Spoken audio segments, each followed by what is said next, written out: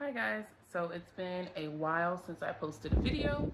I am currently at my in-laws house in Brazil, and the reason I haven't posted a video in a long time is because my husband was in ICE detention for 3.5 months. I'm gonna try not to make this video super long. I'm just gonna try to summarize what happened as quickly as possible. Maybe there'll be a part 2 or 3 to this video.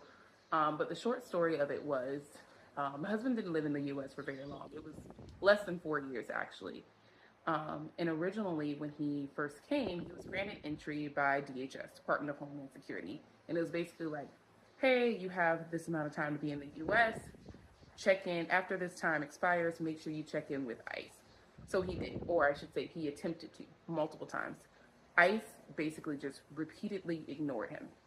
Um, so then at some point he consulted a lawyer and was like, hey, how do I, like, what's going on, or how do I update my status? And so the lawyer explained, she's like, yeah, so at this point, because the time expired, you're now what would be considered out of status.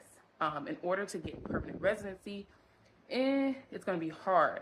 I don't really see a clear pathway for you to do it on your own, but I do it on your own. But he was adamant that he wanted to do it on his own, in a sense of like he didn't want to get married for it. So she said, I'll keep looking.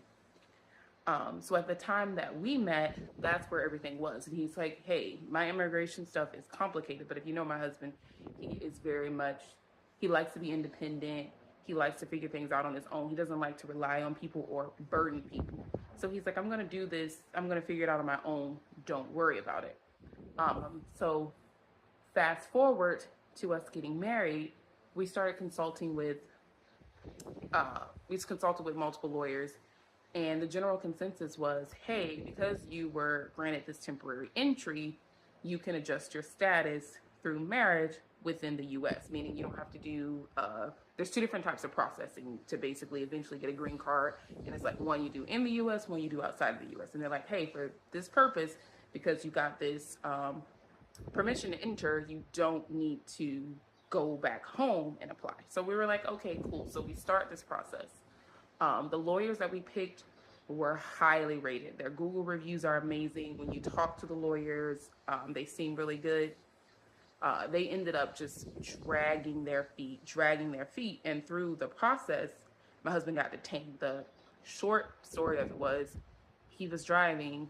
This officer pulled him over and said, hey, do you know that your tint's too dark? And he was like, no, I bought the car like this. It's just, I didn't do anything with the tint. Like, this is how I bought the